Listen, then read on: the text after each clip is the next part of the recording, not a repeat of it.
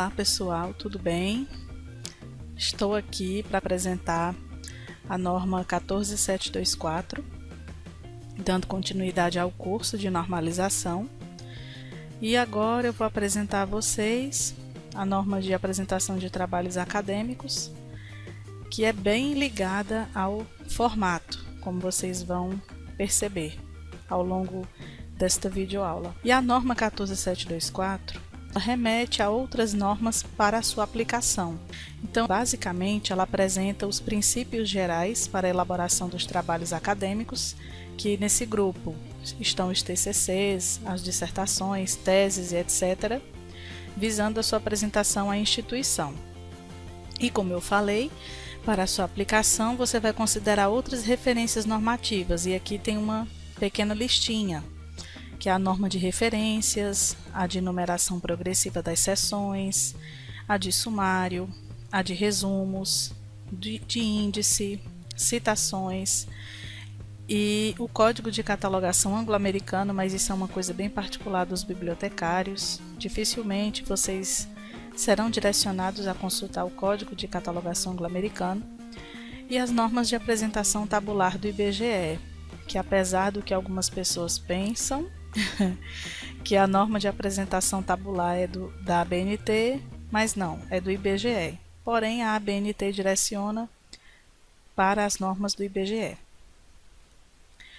E aqui a estrutura básica do trabalho acadêmico, que a norma define aqui em parte externa e interna, em que nós temos a capa como elemento obrigatório, a lombada como elemento opcional, lembrando que a lombada, geralmente vocês vão se preocupar com isso quando forem imprimir o trabalho ou se forem publicar, tá certo?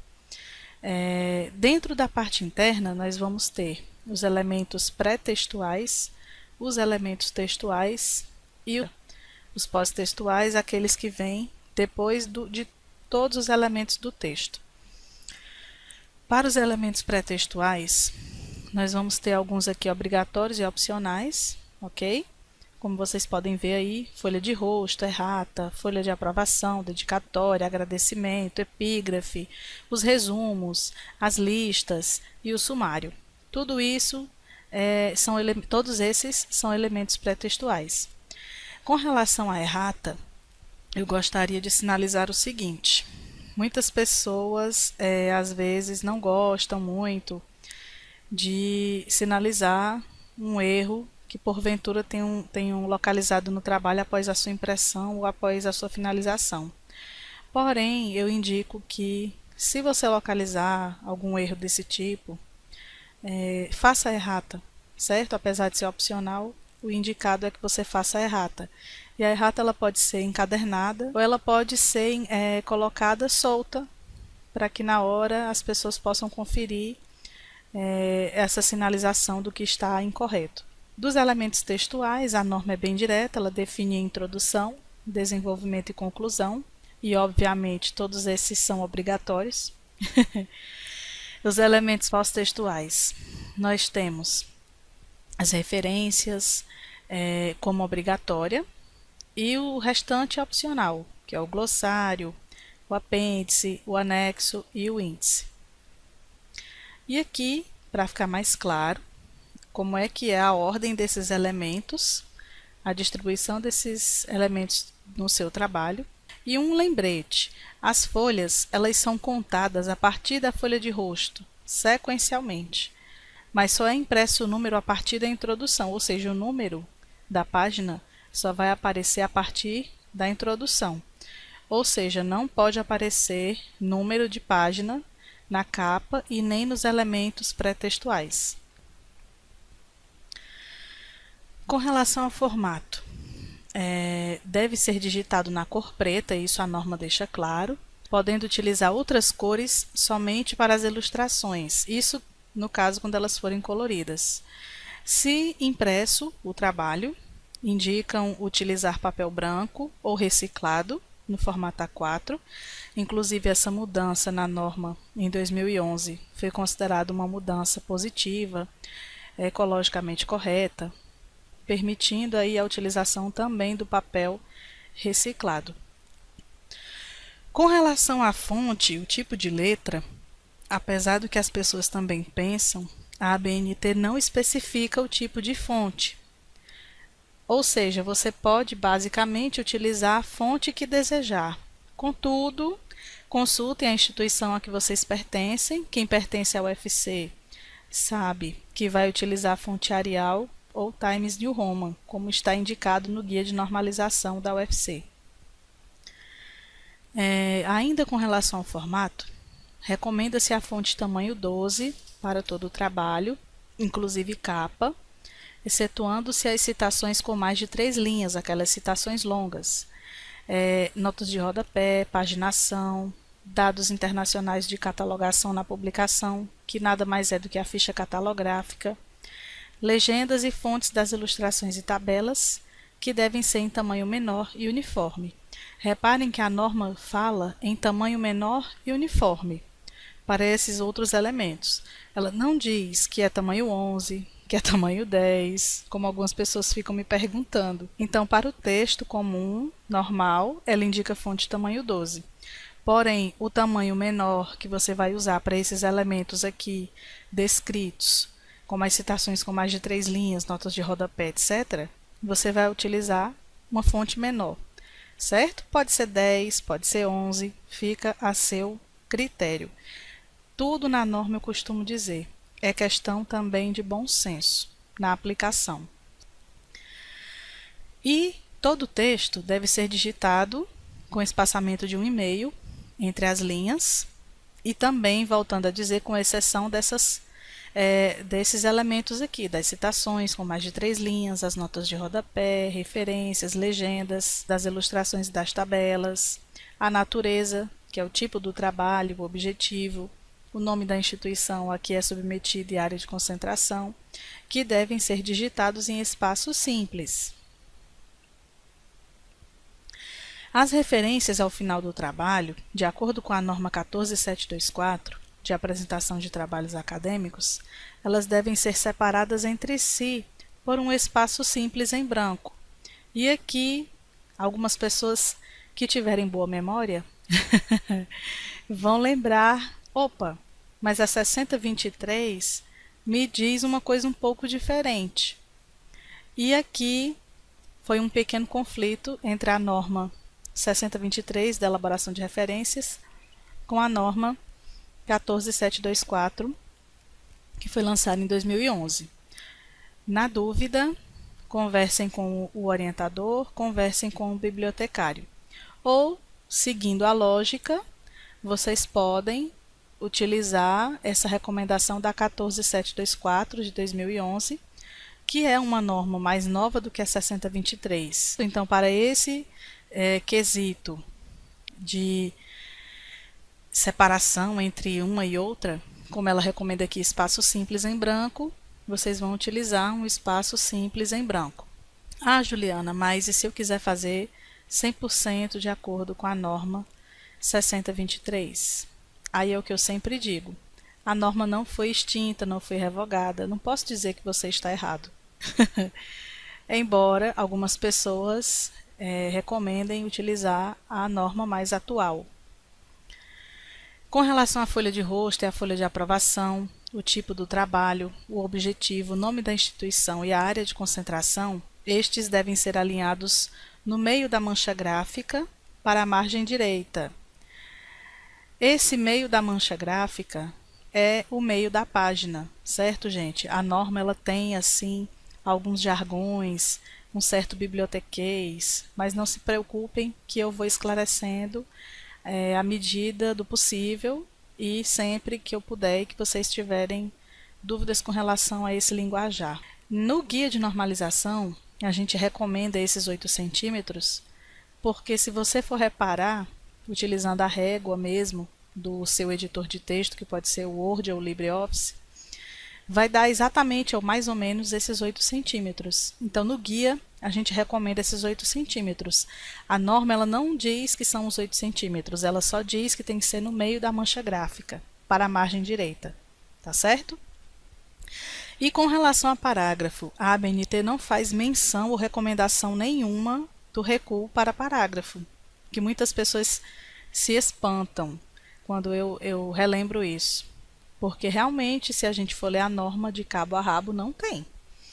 O que, no máximo, você escuta falar por aí, em algumas instituições, alguns padrões de parágrafo, de recuo. O recuo padrão do Word é em torno de 1,27, 1,25. O guia de normalização da UFC recomenda 2 centímetros de recuo para parágrafo. Então, com relação a parágrafo, vocês já vão saber que a ABNT não faz nenhuma menção, nenhuma recomendação. Portanto, vocês ficam à vontade para utilizar o recuo padrão do editor de texto ou utilizar um recuo padronizado pela sua instituição. No caso aqui na UFC, nós recomendamos 2 centímetros. As citações longas com mais de 3 linhas, elas devem aparecer em fonte menor e ter recuo de 4 centímetros da margem esquerda. No guia de normalização, nós recomendamos a fonte tamanho 10 para as citações longas. Lembram-se que há alguns slides atrás eu tinha mostrado aqui que para as citações longas a norma recomenda fonte menor e um tamanho menor e uniforme. Porém, no guia de normalização da UFC, nós recomendamos o tamanho 10 para essas citações longas e o recuo de 4 centímetros da margem esquerda, conforme recomendações da norma. Aqui um exemplo, com uma folha, para que vocês vejam a questão dos espaçamentos, do início da seção primária numa nova folha, citações longas aqui separadas do texto, que as precede, as sucede, por um espaço simples em branco, isso nas citações longas. Um exemplo aqui de nota de rodapé, com espaço simples, entre linhas. Então, esse exemplo aqui é bastante claro, para que não reste dúvida nenhuma de como deve ser o formato do trabalho que vocês devem entregar. E aqui, para ninguém esquecer, as margens, porque eu já vi as pessoas dando aí tamanhos diversos para as margens que deve ter o trabalho. Já vi gente dizendo que era 3,5, 2,5, enfim. O correto, recomendado pela norma, é que na margem superior e esquerda são 3 centímetros, na margem direita e inferior 2 centímetros. Em papel branco reciclado, formato A4, deve ser a impressão desse trabalho ou digitação. Fonte tamanho 12 e o espaçamento entre linhas 1,5. Aqui é para ninguém esquecer. Com relação à paginação, as folhas ou páginas pré-textuais, como eu já tinha dito no começo, elas devem ser contadas, mas elas não são numeradas. Para os trabalhos digitados somente no anverso, ou seja, na parte da frente, na frente da folha, todas as folhas, a partir da folha de rosto, devem ser contadas sequencialmente, considerando somente o anverso, somente frente.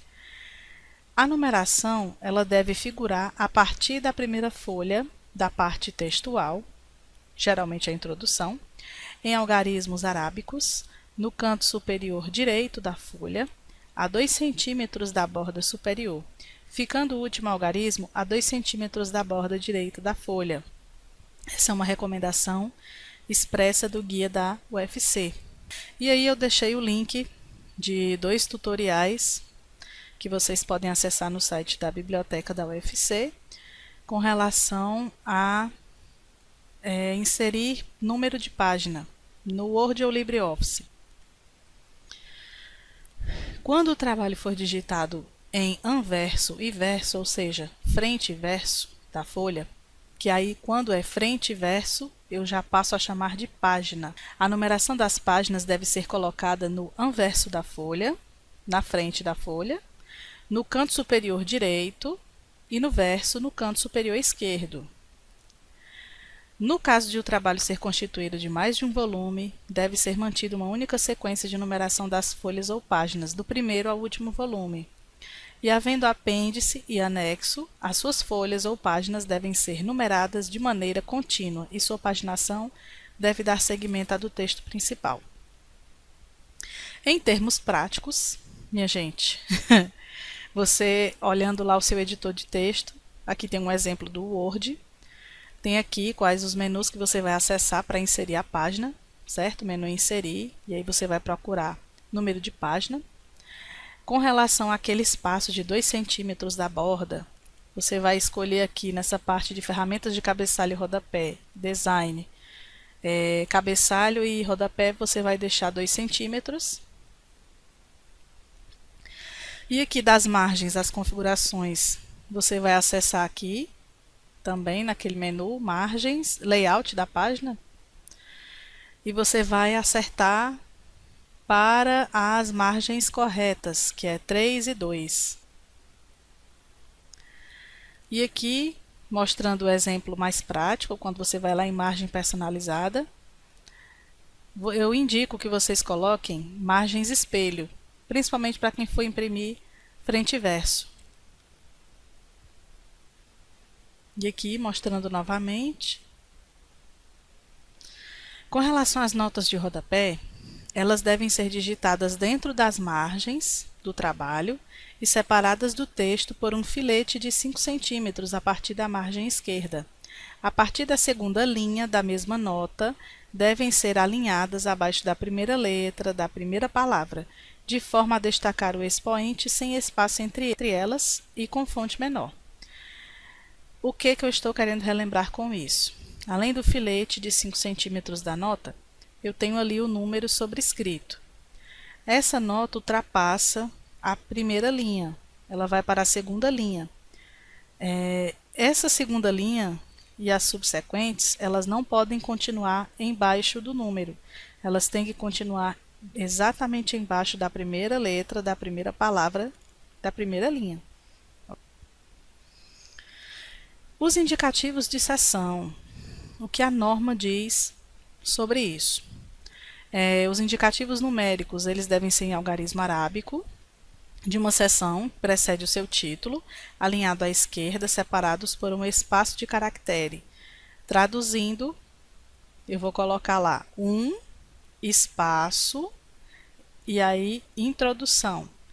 Nada de ponto introdução, ou traço introdução. Esqueçam o traço, esqueçam o ponto entre o número e o título da seção. É apenas um espaço que vocês vão utilizar.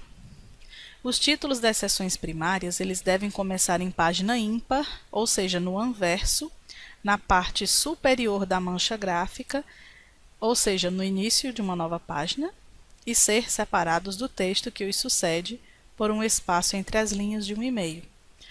Os títulos das subseções devem ser separados do texto que os precede e que os sucede, por um espaço entre as linhas de um e-mail. Títulos que ocupem mais de uma linha devem ser a partir da segunda linha, alinhados abaixo da primeira letra da primeira palavra do título. Também aqui novamente traduzindo, eu tenho um título de uma seção que é muito grande, ele passa de uma linha. A partir da segunda linha eu vou alinhar embaixo da primeira letra da primeira palavra do título, não pode continuar embaixo do número, tá certo? E os títulos que não possuem indicativo numérico? Esses títulos são a errata, os agradecimentos, as listas de ilustração, de abreviaturas e siglas, de símbolos, os resumos, o sumário, as referências, o glossário, os apêndices, os anexos e índices. Ou seja, todos esses títulos que não possuem um indicativo numérico, eles são centralizados. Com relação à numeração progressiva das seções, devem ser utilizados números arábicos, se limitar a numeração progressiva até a seção quinária, porque acreditem, existem pessoas que adoram caprichar, querem fazer seções infinitas se possível. O indicativo numérico da seção antecede o seu título, alinhado à esquerda, separado por um espaço de caractere em branco. Título da seção, ele deve ser separado do texto que o precede e o sucede por um espaço entre linhas em branco de um e-mail, relembrando aqui. E os títulos das seções, eles devem ser destacados gradativamente, ou seja, eu vou usando os destaques e vou colocando esses destaques de uma forma gradativa, no sumário e no texto. Portanto, o mesmo destaque que eu dou no meu texto, eu tenho que dar lá no meu sumário. O que é que eu estou dizendo com isso? Se a minha seção primária, por exemplo, em espaço introdução, ela está escrita toda em caixa alta, em negrito, lá no meu texto, no meu sumário, ele também deve estar escrito dessa maneira, todo caixa alta e em negrito. Utilizando-se os recursos tipográficos, como letras maiúsculas, minúsculas, negritos, itálicos e sublinhados. Aqui um exemplo, de acordo com a norma, seção primária, seção secundária, terciária, quaternária e quinária. A norma limita até a seção quinária, então quem quiser fazer 6 seções em diante, a norma não permite mais. E aqui um exemplo prático, para que vocês vejam aqui da seção primária, dos espaços entre essas seções, certo? E aqui o recuo a partir da segunda linha do título. E todas essas seções, elas devem conter um texto relacionado a elas, e são numeradas apenas as seções dos elementos textuais. Com relação à alínea e subalínea, quando for necessário enumerar diversos assuntos dentro de uma seção, é preciso utilizar as alíneas, e quando for o caso, subalíneas. O que são as alíneas? Como é que eu posso fazer as alíneas? Elas são ordenadas alfabeticamente por letras minúsculas, seguidas de parênteses e recuadas em relação à margem esquerda, conforme vocês podem ver no exemplo. Iniciadas por letra minúscula e terminada em ponto e vírgula, exceto a última linha, que deve terminar em ponto final. O texto da alínea deve terminar em 2 pontos, se houver subalíneas, e a segunda e as seguintes linhas da alínea começam abaixo da primeira letra do texto da própria alínea. Aqui, alínea e subalínea, continuando, com relação às subalíneas, elas devem começar por um travessão, seguido de espaço e recuadas em relação à alínea. Devem iniciar por letra minúscula e terminadas em ponto e vírgula. Se não existir alínea subsequente, a última subalínea deve terminar em ponto final. Com relação às abreviaturas e siglas, deve-se colocar o nome por extenso quando aparece pela primeira vez no texto, seguido da abreviatura ou a sigla entre parênteses. Isso é uma recomendação clássica que eu acho que todo mundo aqui sabe. Quem não sabia ficará sabendo.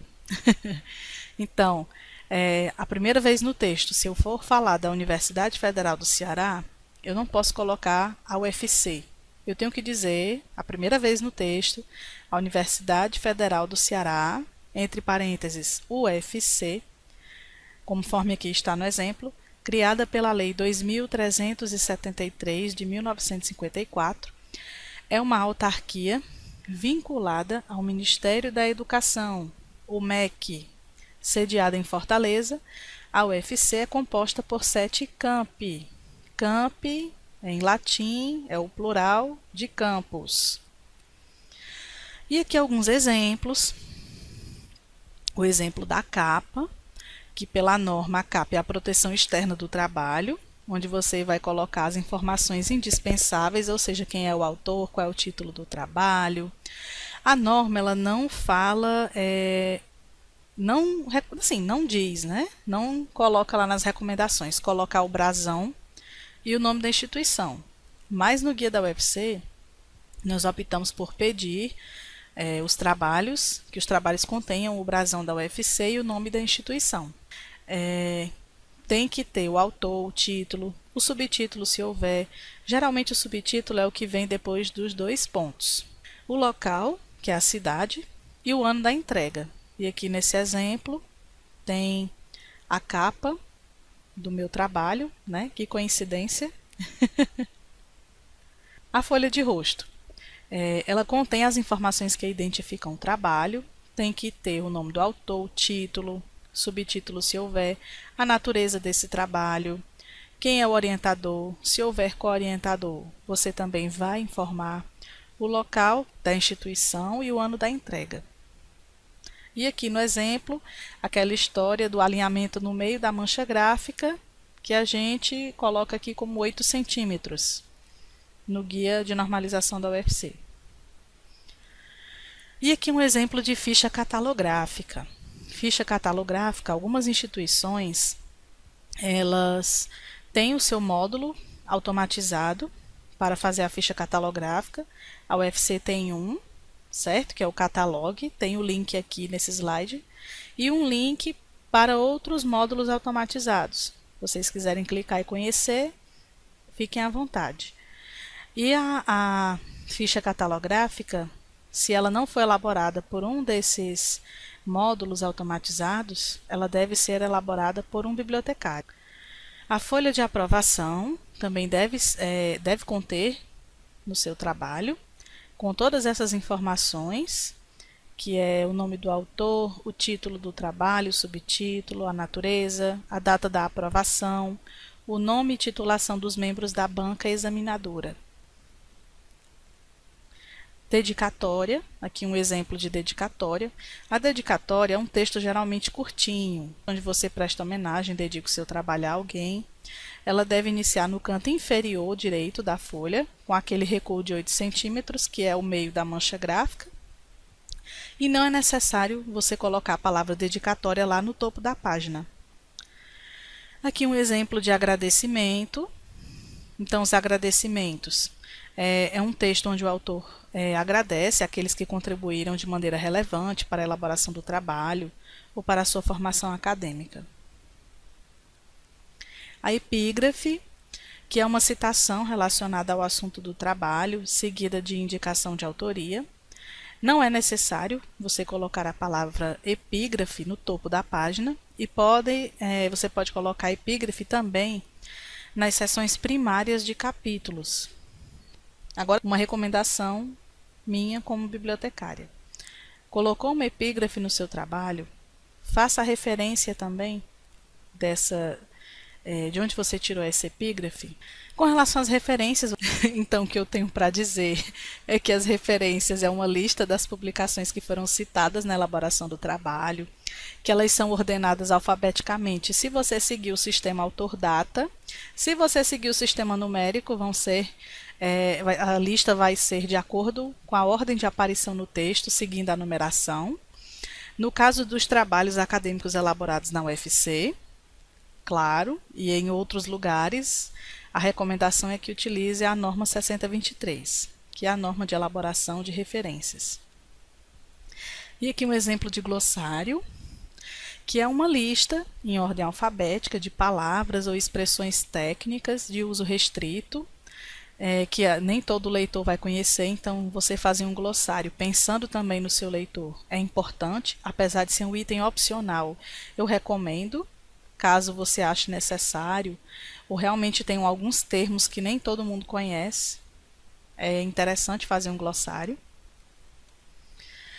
O apêndice, e o apêndice tem uma diferença entre o apêndice e o anexo, como vocês vão poder saber agora. O apêndice é um documento elaborado pelo autor, ou seja, você elaborou, a fim de complementar sua argumentação, e ele deve estar relacionado ao trabalho. É precedido da palavra apêndice, identificado por letras maiúsculas, consecutivas, travessão e o respectivo título. E aqui tem um exemplo, apêndice A, aí questionário, e quando esgotadas as letras do alfabeto, utilizam-se letras dobradas. Apêndice AA, questionário, como tem nesse exemplo. Vocês vão dizer, poxa vida, mas tem gente que tem tanto apêndice assim, que chega a dobrar as letras do alfabeto? Tem, viu? Tem sim. E aqui ao lado tem um exemplo de apêndice, que é uma ficha terminológica, que eu achei super interessante de um trabalho aqui da UFC. Então, está aí o exemplo para que vocês vejam. O próprio autor elaborou essa ficha, então nesse caso é apêndice. Já o anexo é um documento que não foi elaborado pelo autor, ou seja, você utilizou o mapa de Fortaleza que você pegou do site do IBGE ou de outro lugar, mas não foi você que elaborou esse mapa. É um material de outra pessoa. Então, nesse caso, é anexo, que ele serve de fundamentação, comprovação ou ilustração. Ele é precedido da palavra anexo, identificado por letras maiúsculas consecutivas, travessão e o respectivo título. E aí tem um exemplo, anexo A, mapa de Fortaleza, e a mesma recomendação do apêndice. Quando esgotadas as letras do alfabeto, utilizam-se as letrinhas dobradas, ok? Então, haja anexo. Também já vi trabalhos aqui que tinham anexos a perder de vista e que dobraram sim as letras do alfabeto. Basicamente, uma perguntinha que me fazem, eu já vou logo dizendo a vocês. Juliana, eu tirei uma foto numa pesquisa de campo que eu fiz. Essa foto que eu tirei, ela entrará como apêndice ou como anexo? De novo, vou relembrar. Se a foto foi você que tirou, é apêndice. Se a foto não foi você que tirou, foi outra pessoa, ou você viu essa fotografia em outro local e vai utilizar no seu trabalho, é anexo, certo? E indique a fonte desse material. E o índice, que é de acordo com a norma 6034, nem todo mundo gosta de fazer o índice para o seu trabalho, porque realmente é um outro trabalho. Mas quem gosta e quer fazer um índice do seu trabalho, é bem interessante. E que bom que é um item opcional, porque já pensou todo mundo ter que fazer um índice? A relação de expressões significativas ordenadas segundo um critério, certo? Isso é um índice e que remete para informações contidas no texto. Os índices eles podem ser alfabéticos, sistemáticos, cronológicos, numéricos ou alfanuméricos. Eles podem ter um enfoque especial, ou seja, um índice de autores, de assuntos, título.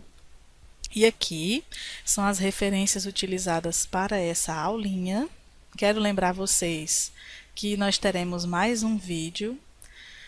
Não vou me estender muito. Tem outros exemplos que eu vou trazer no próximo vídeo. Vamos continuar essa parte da elaboração de apresentação dos trabalhos acadêmicos. Teremos exercício, sim, mas não se preocupem, é um quiz, é só responder. E qualquer dúvida que vocês tiverem, eu estou à disposição para responder. E eu agradeço a todos vocês e até a próxima. Tchau, tchau.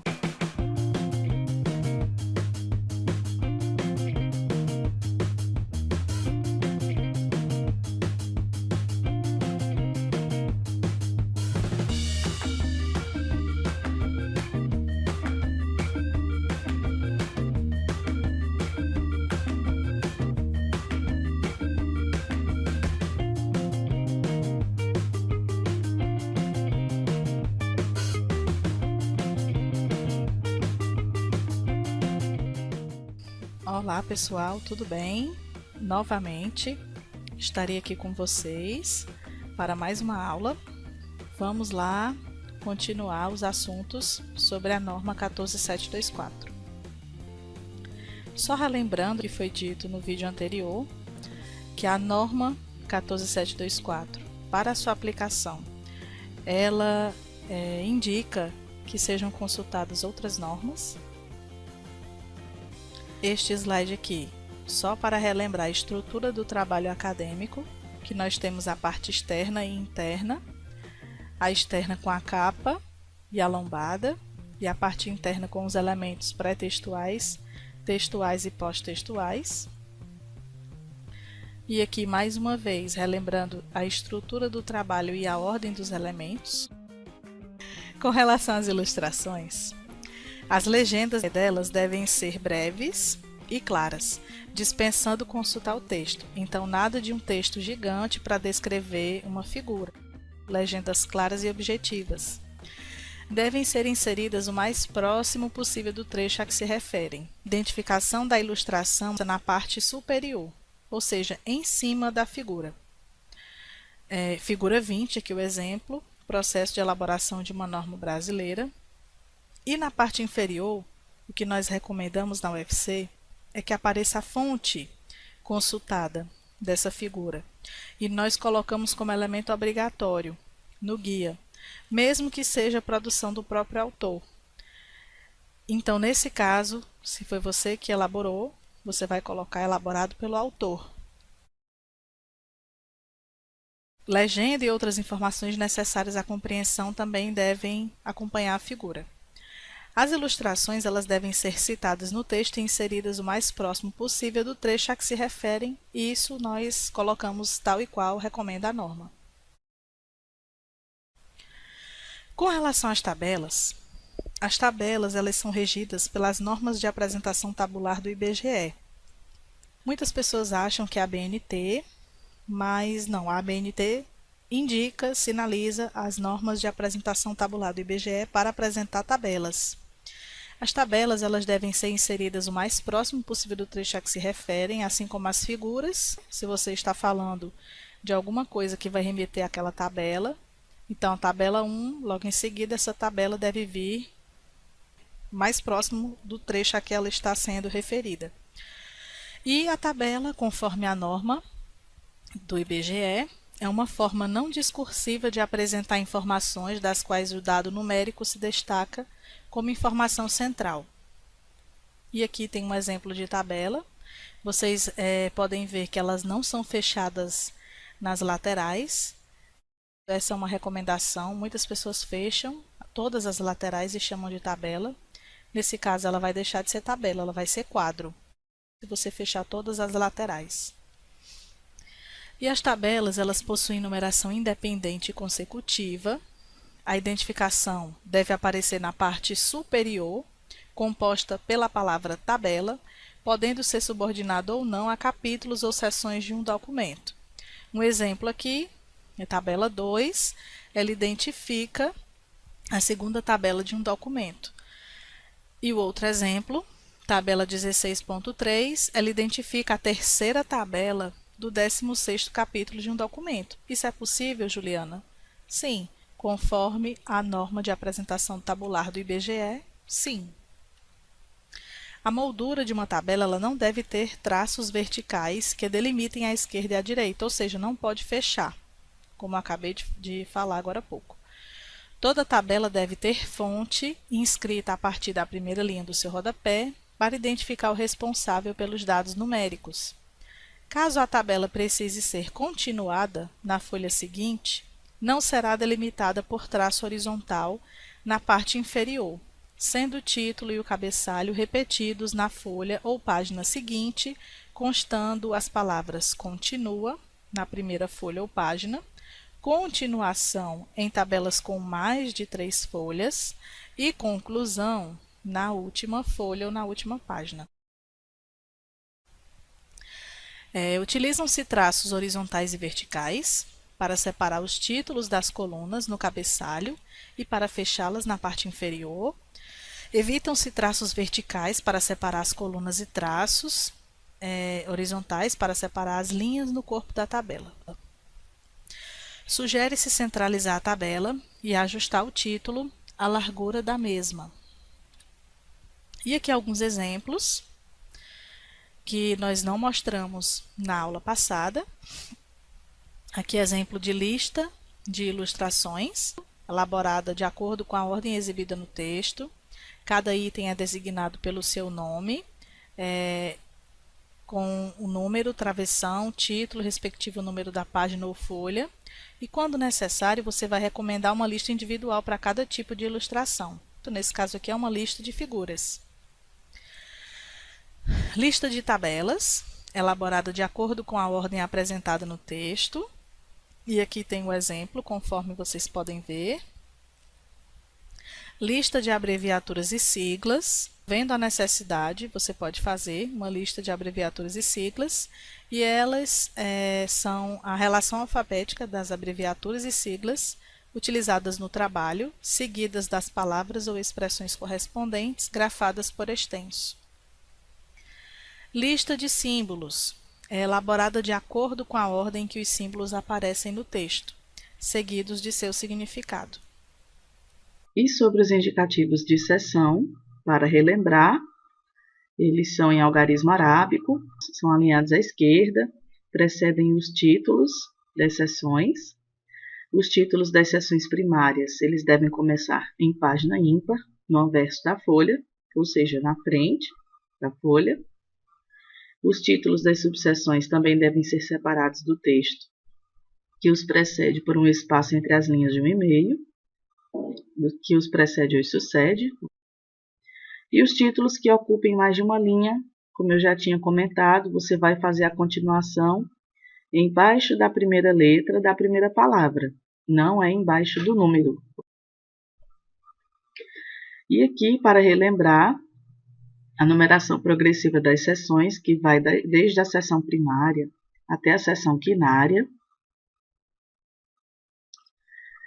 Os espaçamentos entre uma seção e outra, com esse exemplo aqui, e alguns estilos. Com relação ao sumário, a norma 14724 direciona para a norma 6027, que é a norma de sumário. Conforme essa norma, o sumário é a enumeração das divisões, seções e outras partes de um documento, na mesma ordem e grafia em que a matéria nele se sucede. Aqui um exemplo de sumário com os destaques. Então, primeiro, a minha seção primária, ela está escrita toda em caixa alta e em negrito. A segunda seção, seção secundária, tem o negrito, porém está escrito de forma maiúsculas e minúsculas. A minha seção terciária, ela tem itálico, negrito e escrito com maiúsculas e minúsculas. Seção quaternária tem apenas o destaque do itálico e letras maiúsculas e minúsculas. E a minha seção quinária, eu tenho o título escrito normal, maiúsculo e minúscula, sem destaque nenhum.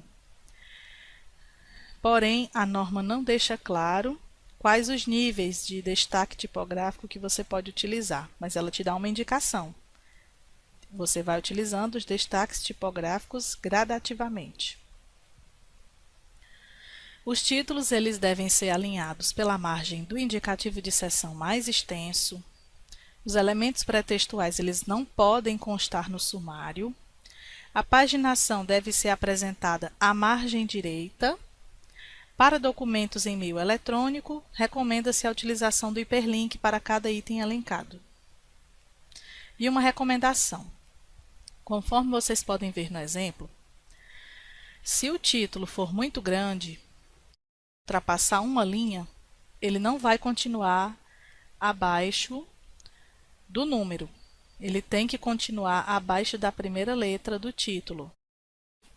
E essas seções que não são numeradas, como referência, apêndice, anexo, reparem que ela ficou logo abaixo dos títulos e não abaixo dos números.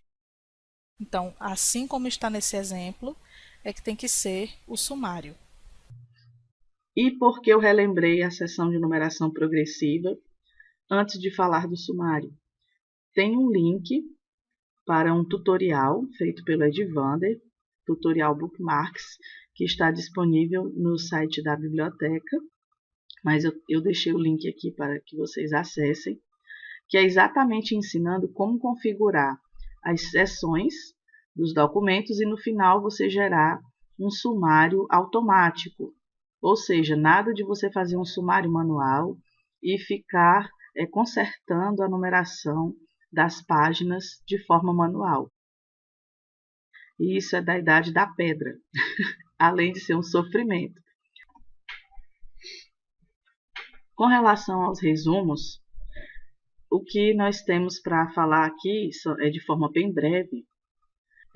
A norma 14724, ela também direciona para outra norma, que é a 6028. A norma define que ele deve ter uma apresentação concisa dos pontos relevantes do trabalho, deve ser digitado em parágrafo único, e aqui eu já vi diversas confusões, porque há pessoas que dizem, não, mas é digitada em um bloco único, sem recuo, na primeira linha?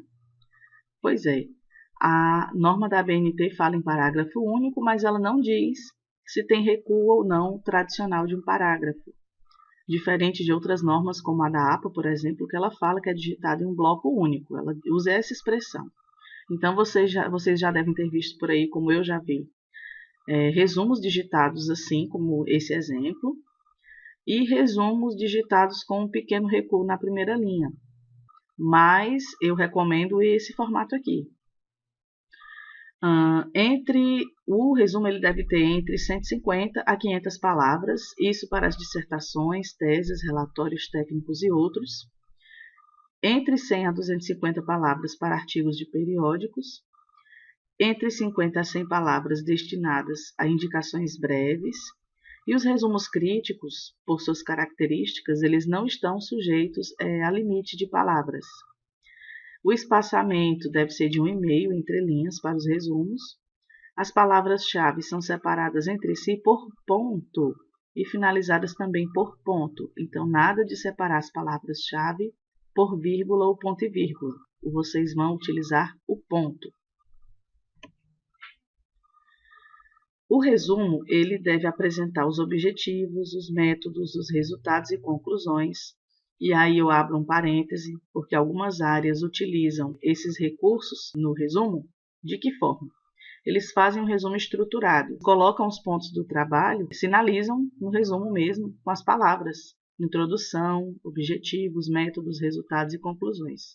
Mas isso é muito particular de algumas áreas, como, por exemplo, a medicina faz muito isso, a enfermagem, as áreas de saúde. Mas o geral é que o resumo seja conciso, claro e que não precise apresentar essas palavras logo à frente sinalizando o que é cada coisa, a não ser que a revista que você envie um artigo solicite. O resumo ele deve ter linguagem clara, simples e concisa, deve evitar o uso de frases negativas, símbolos e fórmulas que não sejam de uso corrente, comentários pessoais, críticas ou julgamentos de valor. A primeira frase do resumo deve ser significativa e expressar o tema principal do trabalho. Vocês devem usar o verbo na voz ativa e na terceira pessoa do singular. Com relação às palavras-chave, elas são representativas do conteúdo do documento, escolhida preferencialmente em vocabulário controlado. Por que eu estou dizendo isso? O ideal é que você consulte um vocabulário controlado ou um tesauro da sua área, ou um mais geral, como o da Biblioteca Nacional, por exemplo. Porém, é muito comum as pessoas atribuírem as suas palavras-chave. Então, o que eu recomendo? Consultem um bibliotecário para pedir indicações dos melhores termos que descrevem o seu trabalho, porque isso ajuda muito na recuperação da informação, embora as pessoas não acreditem, tá? Mas faz muita diferença. Assim como faz muita diferença um resumo bem escrito. E o resumo crítico, ele é redigido por especialistas em um outro tipo de resumo, com análise crítica de um documento. Ele é também chamado de resenha. Quando analisa apenas uma determinada edição, entre várias, denomina-se recensão. Já o resumo indicativo, ele indica apenas os pontos principais do documento, não apresentando dados qualitativos, quantitativos. Então, de modo geral, não dispensa a consulta ao original. Já o resumo informativo, ele informa ao leitor finalidades, metodologia, resultados e conclusões do documento, de tal forma que este possa, inclusive, dispensar a consulta ao original. O resumo em língua estrangeira, que é a versão do resumo para outro idioma, então ele pode ser em inglês, em espanhol, francês, alemão, italiano, vai da sua preferência. Eu já vi pessoas que fazem todos, inglês, espanhol, francês, alemão, italiano, e alguns que fazem apenas 2 ou 3. As palavras-chave também devem ser traduzidas. As referências utilizadas, eu espero que tenha ficado claro. Qualquer dúvida eu estou à disposição e nos vemos logo mais em outras aulas. Grande abraço a todos, até mais!